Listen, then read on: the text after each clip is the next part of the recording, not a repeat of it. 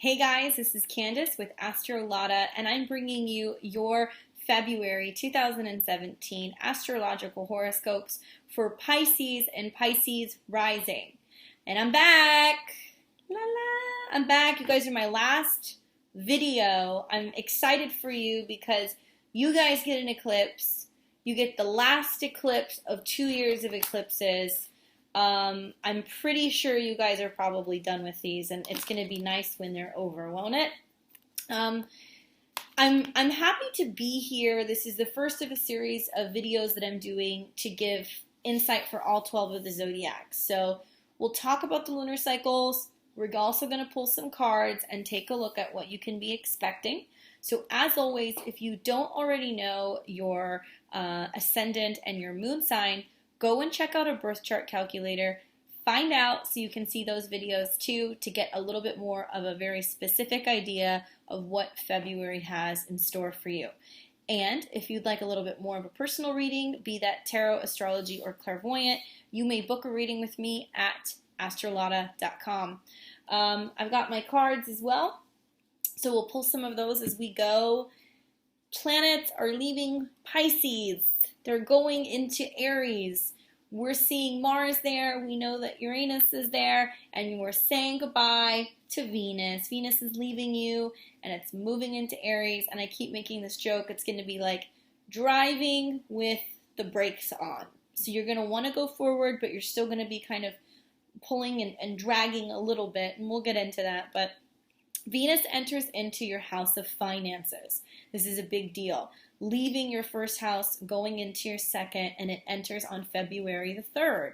Now there you have Mars and you have Uranus, like I said. So when Venus shows up, who's not entirely comfortable in Aries, to be honest with you, it's a little bit like it's fire energy. It's just taking off. And so when it connects with those other two planets, you have to be careful not to be entirely too spend happy.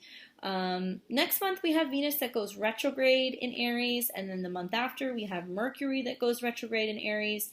So you need to be aware of this because it's going to be in and out of that arena really for like the next couple months, like until we get into June of 2017. Now, when Venus retrogrades, it's just showing us what we're more capable of wanting, needing, feeling, or aware of making happen. But in your case, what you're capable of gaining, and this is a major time to watch your spending.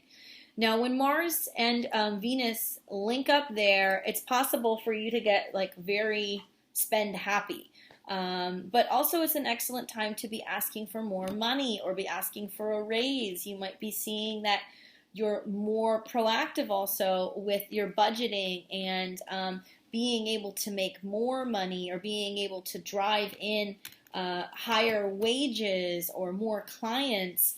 It's a good time to be reconsidering also what you're charging. I could see you potentially change some of your fees for service if you're capable of doing that. If you are aware of this energy, it's very fast, it's very quick, so you certainly will be working a little bit on overdrive, and until you get what you want, you're not going to stop.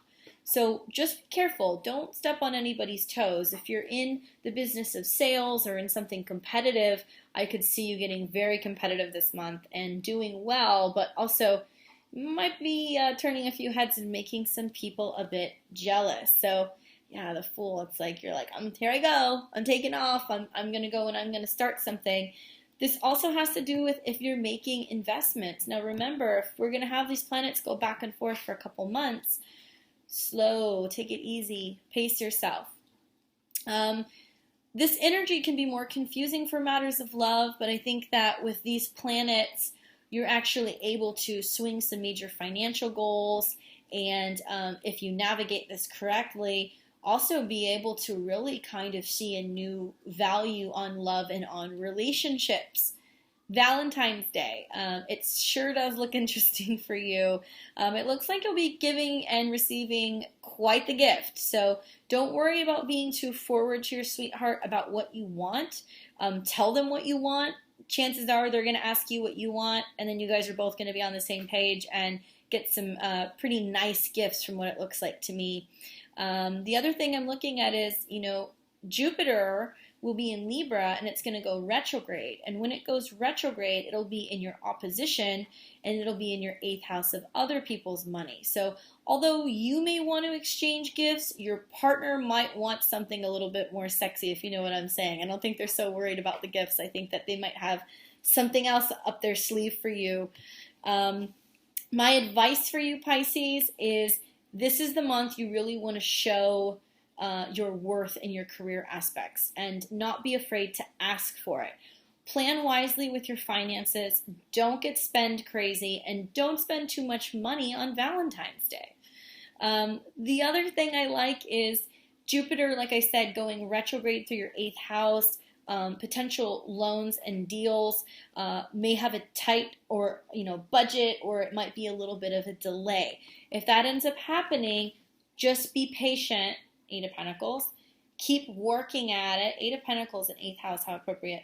And know that whatever you're waiting on will come through, but with that retrograde, you might wait just a little bit. Just a bit of a delay.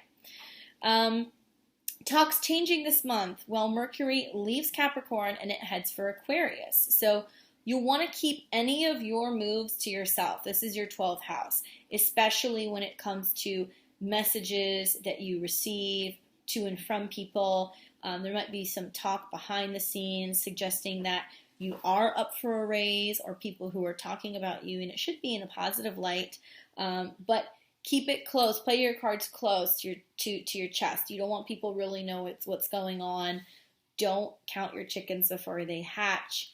The card that I get for this is 2 of Pentacles. So yeah, balancing this out, knowing when to say something and when not to say something. I think that as Mercury goes through your 12th house, it's important for you to be paying attention of what's going on behind the scenes. You may hear people talking about stuff because there are some dramatic things going on with the eclipses. Try to stay out of any gossip and don't get involved in any of that stuff, because it certainly could come back to bite you in the butt. Big news, the Leo lunar eclipse full moon is going to be happening February the 10th, and it's the first eclipse of a series of eclipses of 2017. In my opinion, one of the bigger events that's going to be happening all year, next to the other eclipses that will be happening in the summertime. Lunar eclipses can be dramatic, and it's in Leo, so it certainly is. Here's the deal with this eclipse for you. It's basically helping you better balance out your daily routine and perhaps even manage your schedule, so that way you can make more space for creative endeavors. It's also going to be helping you, with extracurriculars. If your children have stuff going on, or if you're trying to balance stuff and add new activities into your schedule, it'll provide you with those new opportunities. But because there is some potential for drama, stay calm, and whatever drama unfolds in the workplace, specifically in the workplace, stay out of it. Let it go. Don't get involved. Because later this month, on February 18th, the sun enters Pisces, bringing all of the attention back to you. So whatever's been going on behind the scenes, you don't want it coming back to you. You just want to kind of just keep on doing your work, doing a good job, nose to the grindstone, and making sure that you're prepared for this, because now is your time to shine. The sun is going to move into Pisces, and you might get a little bit more serious about your own personal goals and have a little bit more opportunity to make things happen. Also, it's the very beginning of your birthday month. So to those of you who are having your birthday in February, happy birthday. And for those of you guys who are having it in March, happy early birthday. And I'll get to talk to you guys next month. But you also might be feeling a little bit more emotional than usual, a little bit more empathic than usual. There's been a whole slew of planets going through Pisces, so it's important for you guys to be really taking those salt baths and clearing your energy and clearing it regularly and making sure that you're aware of what you want. Yeah, 9 of Cups. 9 of Cups. Now, watch out for the end of the month. We have some sticky stuff that's going on with Mars challenging Pluto and another eclipse that's going to be coming as well. On February the 22nd, the moon Mars and Pluto are going to be squaring off. So this only happens twice every 2 years. So this is the year that they'll be squaring, and it's going to happen on the 22nd, and we're going to have it come back again and square off in November, but we don't have to worry about that yet. So it can make for some rather intense emotional energy, and I mean like super intense.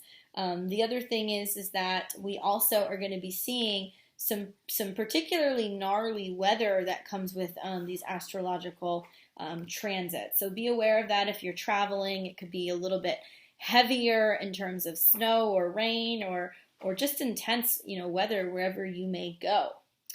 Now, this will roll until about February the 26th. Once we get into the 26th, we have a solar eclipse in Pisces, and it's the last one for you guys. There's no more.